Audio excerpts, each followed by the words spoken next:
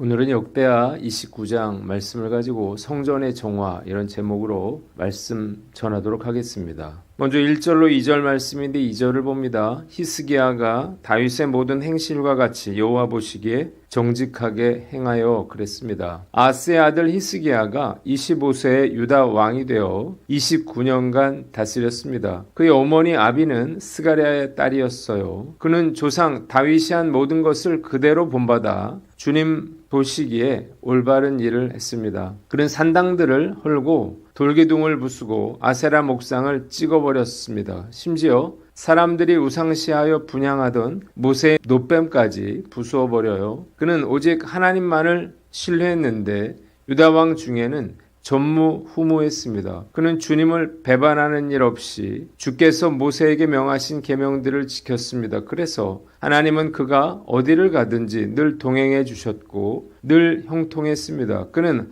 아수르 왕을 섬기지 않고 블레셋을 쳐서 나라를 든든히 했습니다. 본문이 우리에게 주는 교훈이 있는데 첫째로 아비와 같은 믿음의 부모가 되라는 것입니다. 히스기야는 이스라엘 역사상 가장 악한 왕인 아하스의 아들이었으나 역사상 가장 선한 왕이 되었습니다. 이유가 있었어요. 그에게 아비와 같은 믿음의 어머니가 있었기 때문입니다. 성경은 꼭 왕의 어머니가 누구인가를 소개합니다. 이유가 무엇인가요? 어머니가 자녀의 믿음에 결정적인 영향을 주기 때문이에요. 아비는 선지자 스가랴의 딸이었습니다. 히스기야는 비록 악한 아버지를 만났지만 지혜롭고 믿음 좋은 어머니가 있었기에 믿음을 키워 가장 위대한 왕이 될 수가 있었습니다. 대한민국이 낳은 세계적인 음악가 중에 정명화, 정경화, 정명훈 씨가 있습니다. 이들은 정트리오로 국내외에서 명성을 떨쳐왔어요. 한 명의 음악가를 키우기도 힘든 세상에 어떻게 그녀의 어머니는 세계적인 음악가를 셋씩이나 키워낼 수 있었을까요? 정명화 씨는 한 간증 프로그램에 나와서 그 비결이 어머니 이원숙 여사의 믿음과 신앙교육 때문이었다고 말했습니다. 어렸을 때 그녀의 가정에는 어머니의 피아노 반주에 맞춰서 늘 찬양이 넘치고 하나님에 대한 담대한 믿음이 넘치고 또 자녀에 대한 존중과 칭찬이 넘쳐났다고 간증했습니다. 그녀가 어머니로부터 물려받은 가장 큰 유산은 돈이 아니라 하나님께 맡기는 담대한 믿음이었습니다. 정명화 교수가 미국 줄리아드 음대로 유학을 떠날 당시에는 사업이 기울어 가정 형편이 힘들었어요. 하지만 어머니는 모든 것을 하나님께 맡기고 걱정하지 말고 떠나라며 용기를 북돋워 주었습니다. 그녀는 어머니의 긍정적인 신앙관이 늘 자녀들에게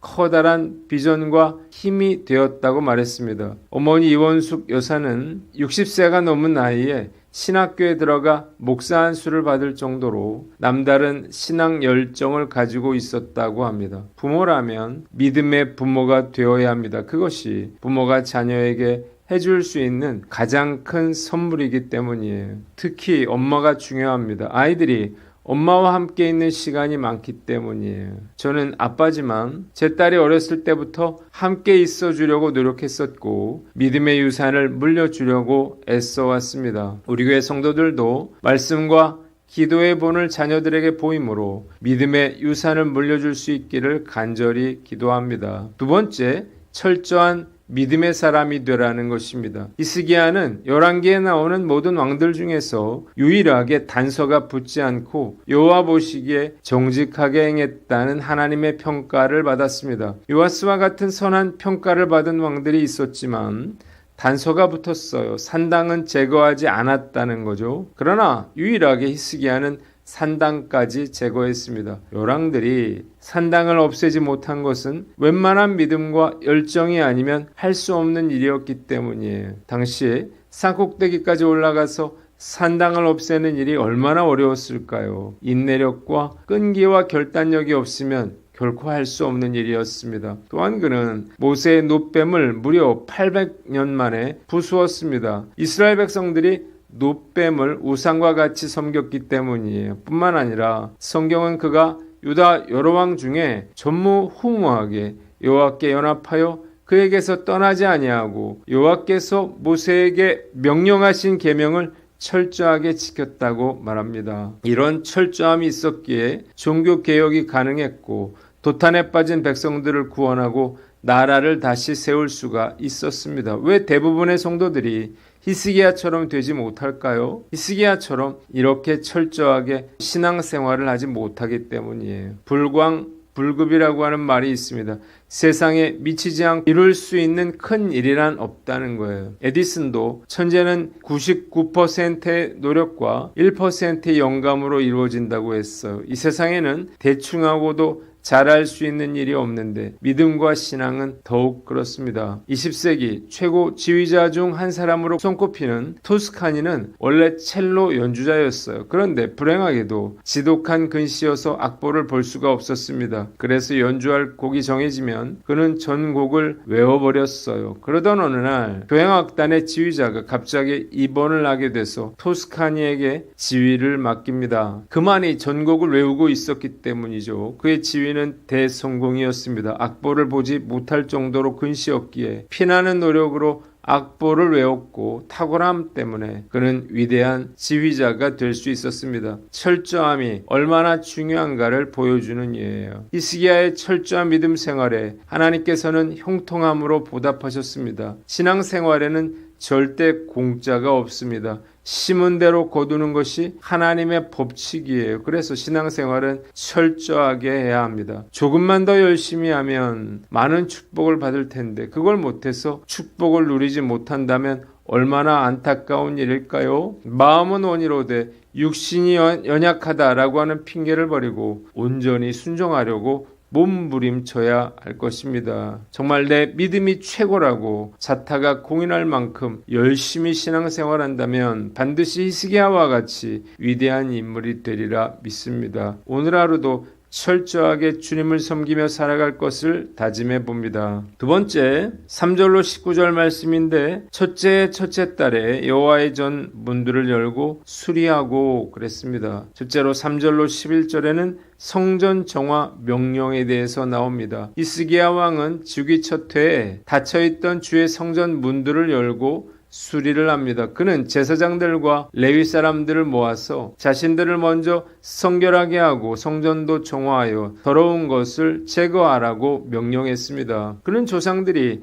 하나님 앞에서 악을 행하고 하나님을 버려 성소를 등진 죄악, 즉 성전 문을 닫고 등불과 분향, 번제를 멈춘 행위를 지적합니다. 이로 인해서 하나님께서 진노하사 유다와 예루살렘이 두려움과 놀림거리가 되고 백성들이 전쟁으로 죽거나 사로잡히는 재앙을 겪게 되었다는 것입니다. 이 히스기야는 하나님의 진노를 거두시기를 바라며 하나님과 언약을 세우기로 결심했음을 밝히고 레위 사람들에게 지체하지 말고 주님께서 맡기신 분향과 예배 인도의 임무를 수행하도록 촉구했습니다. 두 번째, 12절로 17절 성전 정화 시행과 보고에 대해서 나옵니다. 히스기야 왕의 명령에 따라서 각 가문별로 레위 사람들의 지도자들이 나서서 동료들을 모아 성결 의식을 거행한 뒤에 왕의 명령과 주의 율법에 따라 주의 성전을 깨끗하게 하는 작업을 시작했습니다. 제사장들이 성전 안으로 들어가 모든 더러운 것들을 성전 뜰로 끌어내면 레위 사람들이 그것들을 성박 기드론 골짜기로 가져다 버렸다는 거예요. 이 성전 정화 작업은 첫째 달 초하루에 시작해서 총 16일에 걸쳐 진행이 됐습니다. 첫 8일 동안은 성전을 성결하게 했고 다음 8일 동안 성전의 입구와 나머지 부분을 정화하여 첫째 달 16일에 모든 일을 마쳤습니다. 이후 레위 사람들이 히스기야 왕에게 들어가서 모든 일에 대해 보고했습니다. 본문이 우리에게 주는 교훈이 있는데 첫째로 문제의 원인을 제대로 파악하라는 거예요. 히스기야는 아버지 아하스와 이스라엘 백성들이 고통받은 이유가 그들이 여호와 보시기에 악을 행하고 하나님을 버리고 얼굴을 돌려 여호와의 성소를 등졌기 때문이라고 말합니다. 조상들이 낭실 문을 닫고 등불을 끄고 성소에서 분향하지 않고 번제를 드리지 않자 하나님께서 진노하셔서 두려움과 놀람과 비웃음거리가 되고 그래서 칼에 엎드려지고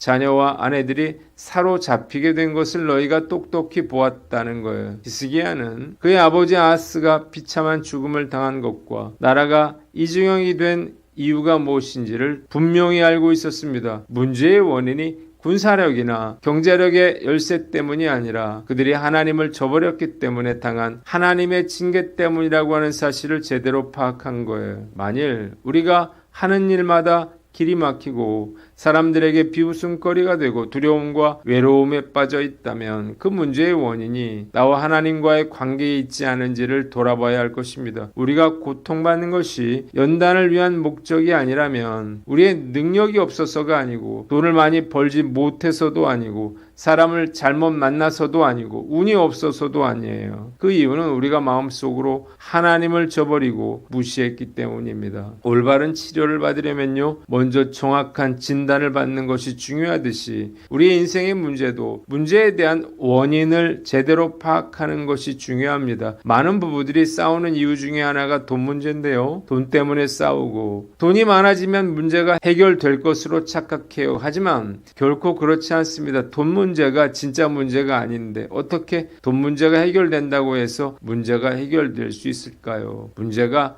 해결되는 것처럼 보일 뿐이지 부부간의 문제가 해결되는 것은 아니에요. 잠시 수면 아래로 가라앉을 뿐입니다. 문제가 생길 때 혹시 내가 하나님 앞에서 불순종한 것들은 없는지 돌아보시기를 바랍니다. 하나님과의 관계에서 문제가 생기면 영적으로 목이 마르고 평안이 사라지게 됩니다. 무엇을 해도 만족이 없고 불안해요. 저도 문제가 생길 때마다 하나님 앞에 엎드려서 혹시 제가 하나님께 범죄한 일은 없는지 하나님께 묻습니다. 마음을 열고 기도하면 무엇이 잘못되었는지 문제의 원인을 파악할 수가 있기 때문이에요. 표면적으로 나타나는 현상에 매달리면 절대로 문제의 원인을 파악할 수가 없음을 알고 문제가 있을 때마다 먼저 하나님과의 관계를 돌아볼 것을 다짐해 봅니다. 두 번째는 예배를 회복하라는 거예요. 왕이 되자마자 히스기야는 폐쇄되었던 성문을 열고 훼손된 성전을 수리합니다. 성전 제사를 회복하는 것이 그가 최우선적으로 해야 할 일이기 때문이에요. 또한 히스기야는 성전 회복을 위해서 제사장들과 레위 사람들을 모아 이제 너희는 너희 몸과 마음을 성결하게 하고 여호와의 전을 성결하게 하여 그 더러운 것 우상들을 성소에서 없애버리라고 명령했습니다. 거룩함을 회복해야 거룩하신 하나님께서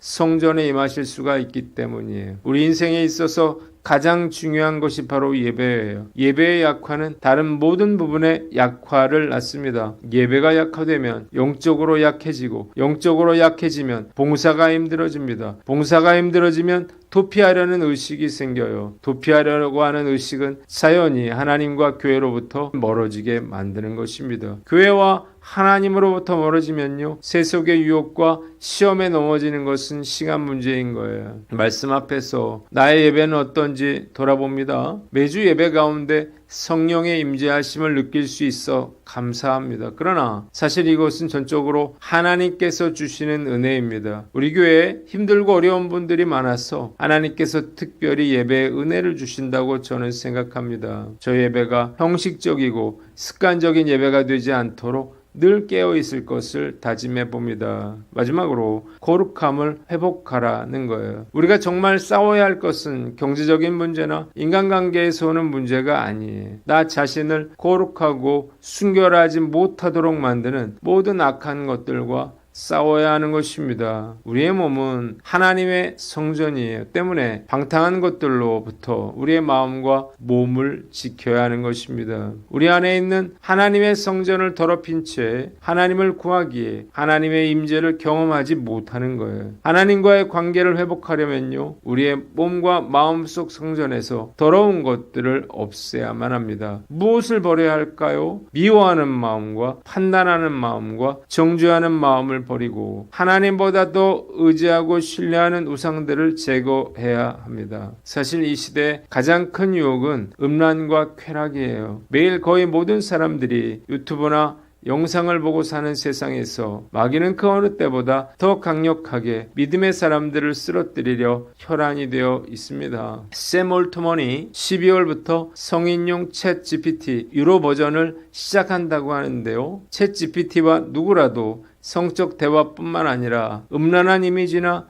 영상을 무제한으로 만들어낼 수 있는 세상이 오게 되었습니다. 성적으로 타락하면 결국 이 세상이 소돔과 고모라 성처럼 하나님의 심판을 받게 될 것입니다. 거룩하게 살려면 하나님과 멀어지게 만드는 환경을 멀리해야 하는 거예요. 어떤 상황에서도 거룩함과 순결함을 잃지 않도록 최선을 다하고 주님께서 성적인 유혹을 물리칠 수 있는 능력을 주시기를 간절히 기도합니다.